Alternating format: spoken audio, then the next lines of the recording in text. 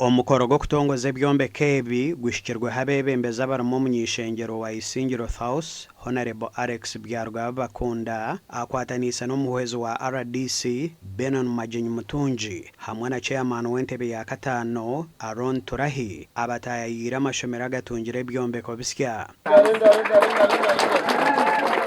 Amashomero agombekirwe ebyombeko bisya n'agagabona abashome agarumwishingisha primary school eyo mugomborra ya Ntungu hamwe na Katanzi primary school eri kushanga omugomborra ya Kamubizi kandi agagatwira mu mbeera mbi. Itwe nka government tuyina amashomero 996 onko muri 996 harimwo amashomero make agatombekere kurungi mwene tugira ngo sente zito zituragumwe twabona ka government nka district tuzaguma turebe aha mashomero agamba bimononga tube nubwo twayombeka ekirasisikare cyona nishaba ngo abazeire bobo bekore mu murumo ba protectinge ngo musinge kwezi bagareho ebirahure bibiragumene birgaho na buri kimwe cyona barebe kingu byaguma ryonjo ngo kutwara bigurura rikabarunda.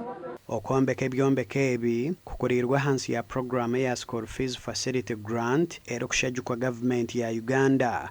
Ninyenda jumirire munonga kandi na munonga abantu abakugenda ne bajumisa government yaitu bari mu byo bururu kwenda kushisha government yaitu ya NRM kwenda kushisha ukitinsa president Yoweri Museveni wareba nk'ekizimbe nk'eki tibakakitera wareba nk'akire kiboneye tibakakitera ne bagenda okwe barondo tushomero twa private nango tuchari ya hansi mbona utakatwirwe government ntoba kugenda ni woreka rero kashwangwe ensi eshishikayire buzima n'amazima abatakuhamanya ushwangwe cyaro cona n'ikibi.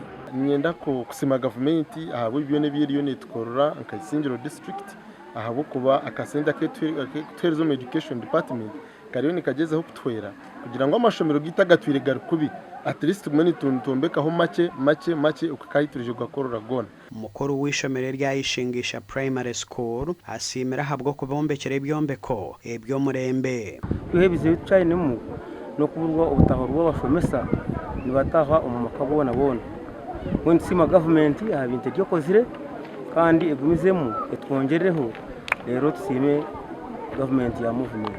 Okombeka ebyombeko ebi kukurirwa abamanzi establishment hamwe na Ugawood kandi sente z'okurenga $800,000 nizo zikoresibwe. Ndi Edwin Ram ahabwa TV West Agacencwire.